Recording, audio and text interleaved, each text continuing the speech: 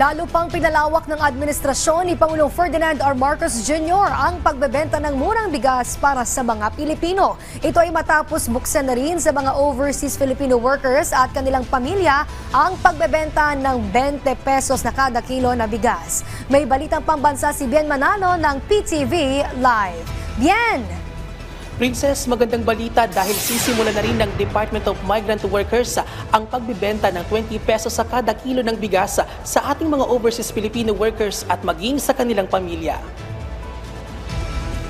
Ayon kay DMW Secretary Hans Leo Kakdaka, ito ay isang paraan ng Marcos Jr. Administration sa pagkilala sa natatanging kontribusyon ng mga tinaguriang bayani sa makabagong panahon, ang ating magigiting na OFW.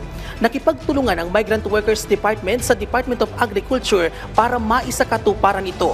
Mabibili ito sa kadiwa ng Pangulo sa kanilang opisina sa DMW Central Office sa Mandaluyong City. Bukod sa pagbibenta ng 20 pesos sa kada kilo ng bigas, nagkaroon din ng kolaborasyon ng DMW sa Agriculture Department sa paghahatid ng comprehensive support at technical assistance sa mga tinatawag na OFW agripreneurs. Ito ay bahagi ng Entrepreneurship Development Initiatives ng ahensya sa ilalim yan ng National Reintegration Program. Bukod dyan, ay ipinunto rin ni Secretary Kakdaka ang kahalagahan ng sektor ng agrikultura para sa mga OFW na nais magtayo ng sarili nilang negosyo. Malaking bagay din aniya ito sa pagtutulungan ng DMW at DA sa pagsusulong ng agribusiness sa pagkamit ng matatag, maginhawa at panatag na buhay ng bawat OFW at ng kanilang pamilya. Matatanda ang sinimula ng pagbibenta ng 20 pesos sa kada kilo ng bigas sa ilang piling lugar sa bansa kamakailan. Alinsunod na rin ito sa adhikain ng kasalukuyang administrasyon na maghatid ng dekalidad at abot-kayang produkto sa lahat ng Pilipino.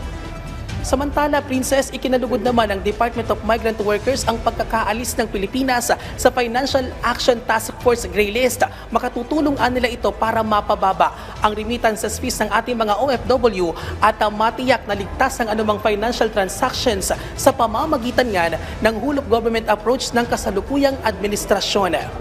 At yan ang update. Balik sa iyo, Princess. Maraming salamat, Bien Manalo ng PTV.